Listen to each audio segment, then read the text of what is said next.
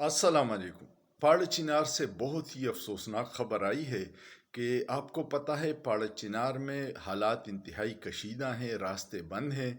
लेकिन आज पाड़ चिनार से सिक्योरिटी फोर्सेस की हिफाजत में कुछ गाड़ियां पेशावर आ रही थी, आम लोगों की कानवाय था। उस पे कुछ लोगों ने जदीद असलहे से फायरिंग की है, जिसमें 33 बेगुना आम आवाम शहीद हुए हैं और 16 से ज़्यादा ज़ख्मी हैं। अवाम की हिफाजत इदारों की ज़िम्मेदारी है। हर तरफ एक हंगामा खेज सूरत हाल है, दहशत गर्दी बढ़ रही है और हमारे हुक्मरानों को सिर्फ इस्लामाबाद एहतजाज रोकने की फ़िक्र पड़ी हुई है। हज़ारों कंटेनर लगा दिए, हज़ारों पुलिस FC जवान बुला लिए।